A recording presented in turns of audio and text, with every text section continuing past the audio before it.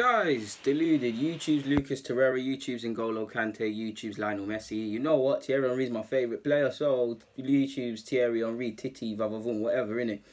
So guys, now I'm don't know how to phrase this. In long story short, I'm bringing out 2 new shows for you guys. In it, first will be the random show. I called it that 'cause I don't have a name for it. I don't know what day. I'll probably pull it on Friday because Tuesday the Q&A is on the same day, or maybe the Saturday. If for those who don't know, if I haven't dropped the video out, the random show is basically this mug. It's got a bunch of topics. I just plug out any paper that comes in my hand. I don't want to see this one because this is still live, and then I'll start talking about it. It's similar to Q&A but completely different.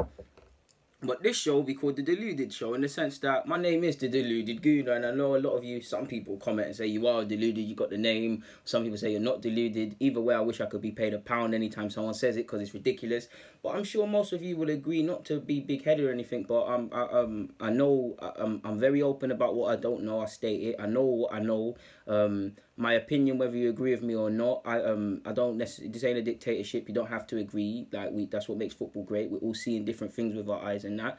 But regardless, you see that it's coming from a place of a methodical analysis sort of thing, in the sense that I'm not just saying things off the cuff. I've got some sort of reference point, or I thought about it, or some of you lot agree with me, whether it's called Daisy or Torreira or whatever reason, innit? You lot give me high praise in many different aspects and stuff, man, and I really love it. But we've got to have a bit of fun, people. Now, this ain't a serious show, of course. Well, I do believe in these opinions, and these opinions, before I get onto that, these opinions are not for debate. You guys know I'm very debatable, and I've changed my opinions many times when you lot have commented. I was like, alright, cool, DG, blah blah blah. It might not be the same.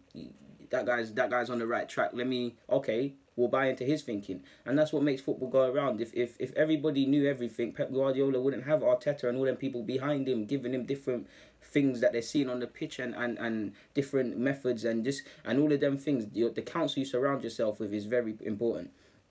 But that's me on a general basis. In this show, obviously, these opinions by myself are opinions that are extremely deluded. I believe them to a degree, and they're not open for debate, quite simply, people. So let's crack on. Now, those of you are smart enough to know this is a bit of fun. If you don't, you don't, and you can say what you want. But let's crack on. First one, and I'm probably going to lose some subscribers here. Haleb was overrated. Now, I'm not saying overrated in the sense that he was put on a level that he wasn't, even though I do believe that. He was clearly a great footballer. He was blessed with wonderful technique, link-up play, iconic socks. Haleb was a bad boy footballer. For me, he's just held in a regard that he's not on. Like, when I've heard some people refer to him as a legend or an icon, how can he be that? The man scored, what, like 10 times in 100+ games. I'm so sure he had 37 games or so for Barcelona. Yeah, he was a squad player, didn't score there. Stuttgart, he done his thing, and he done his thing for Arsenal, but I just think he's held in a ridiculously high regard at this club. Like, for instance, I believe Arshavin's better than him. Straight up, I believe Arshavin's better than him. You don't hear Arshavin's name anymore. Haleb is ridiculously overrated. Yeah, the Cruyff turn, the link-up play, had it all, but past that, he's overrated. Like, people have even said we could do with Haleb today. Yeah, we could. He gets in, he walks in, he's better than Mkhitaryan. He does his thing, innit? Mickey scores more goals, but we don't need him. He ain't vital like that. Like, what dirt has he done? Extremely overrated. Bottled it and ran off from the club and begged to come back and all them things. Yeah, man, Haleb is extremely overrated. Next opinion. Wes Morgan, Ricardo Fuller and Raheem Sterling are the best players to have ever played in the Premier League. They're Jamaicans, so they're the best. Wes Morgan, we'll start with him.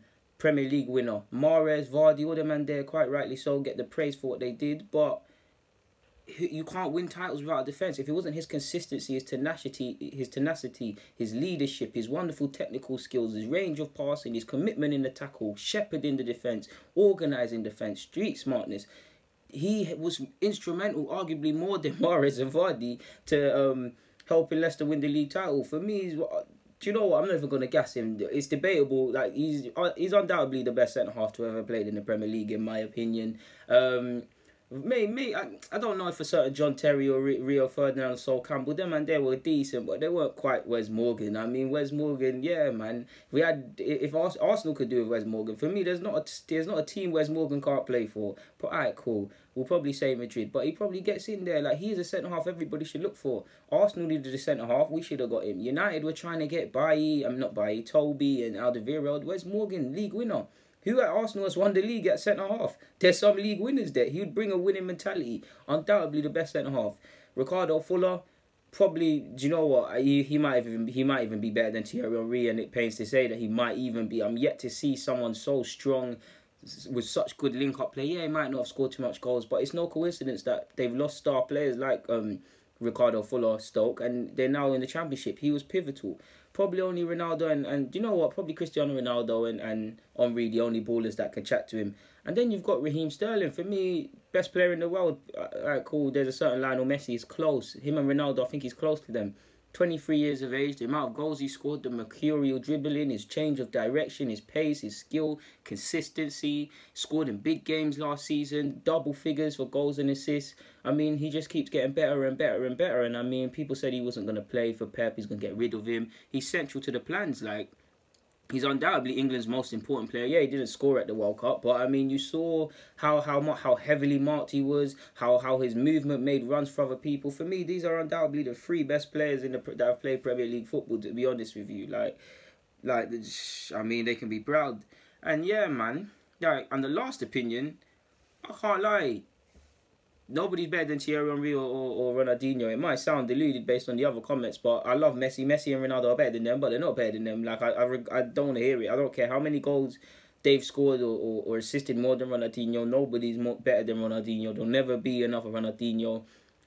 Peak powers, Thierry Henry's better than Lionel Messi. Goals, assists, pace, power, he had it all, man. Obviously, he weren't really on scoring in cup finals, but Thierry Henry and Ronaldinho and my guy Iniesta are the best of all time, in my opinion. So, yeah, man.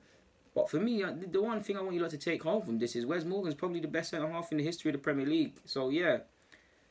Yeah, man, I'm deep in it. Like, he's turned up in big games. He's a physical presence. He's great at marking, great technical ability, bravery. He showed his bravery against United at Old Trafford. He was one that was having a good game. Obviously, unlucky with the bounce for Shaw's goal, but it is what it is. And on that note, guys, Deluded, I'm back. I'll be back again soon. Like I said, I don't know when I'm going to bring this, when I'm going to formulate this into my plans and stuff. But I thought you guys deserved more content in it, so I thought let me bring my opinions that I believe are not for negotiation every once in a while. I know you guys think I'm rational and things like that, but why not have a bit of fun every day or one day a week or so? Guys, Deluded, get in a comment, subscribe and do the rest. Wes Morgan is the best in the Premier League and so is Raheem Sterling, the best in the world. Guys, I'm out.